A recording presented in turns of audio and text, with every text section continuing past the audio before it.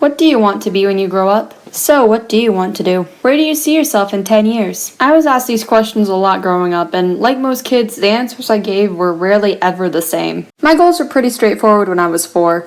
I would become a princess, marry a superhero, and then never have to open doors again because my husband could fly me everywhere. I had to change this a little bit for a kindergarten class project. Okay, Rudy, what do you want to be when you grow up? I want to be a princess. I think the project says it has to be an actual job. A princess is a person, not a job.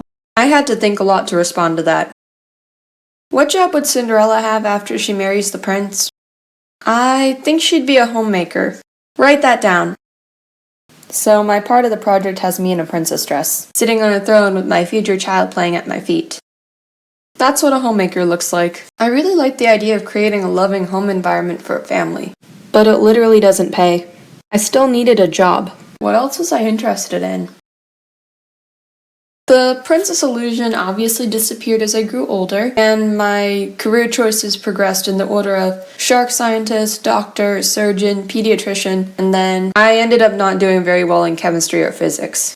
I'd also had the science and healthcare dreams for so long that I just couldn't imagine being happy pursuing those for the rest of my life. I wanted some flexibility. I thought about becoming an elementary school teacher, but I just didn't have the right passion for it. I wasn't considering it because I treasured the value in teaching children how to read, write, and do math. I was looking into it because I thought I could do nothing else. I was using it as a cop-out. Kids are the best, and they deserve passionate, wholehearted teachers. So I figured out this wasn't my true calling.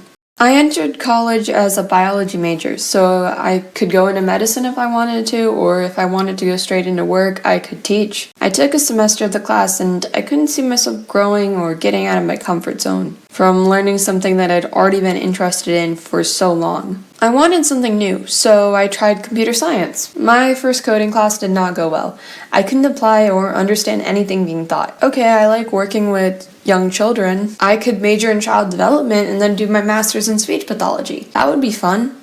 When I looked at the child development program, I got the same feeling I had with biology. I would be paying money to study topics that I had already been interested in. I wouldn't be growing or stepping out of my comfort zone. Also, the more I began to think about the actual jobs related to the field, I wasn't sure I would really enjoy them. It's one thing to volunteer or babysit a little kid for a few hours at a time, but if it were my day-to-day job, I'm not sure if I would enjoy it anymore.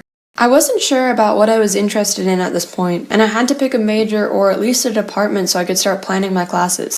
Besides science, the one other interest I had was art. I drew lots of pictures growing up, but I put the hobby down to focus on my studies.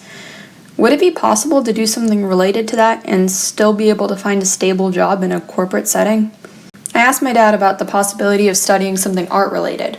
He suggested graphic design. And I kind of liked the idea. Design training will be a huge step out of my comfort zone for me because I'm not familiar with it, and the field has so many mediums that I'll have a new challenge with every new assignment. Imagine seeing people enjoy art that you made and like it so much that they might pay you to do it. So that's what I'll be going for next semester. I guess the moral of the story is don't write off a passion because it seems like it has no value in the market, and have an open mind when thinking about your career. I wrote off art for science for so long because I thought that that was the way to success since that's where the market was heading. I beat myself up so much for not doing well in those classes when I didn't have to. I had a passion right under my nose and I was too focused on becoming a certain thing to look down and pay attention to it. I know that the program will be a lot of work and I'm a little nervous about that, but I'm definitely ready to learn and I know I can do it. So how did you end up choosing your career path? Let me know about it in the comments down below. Bye!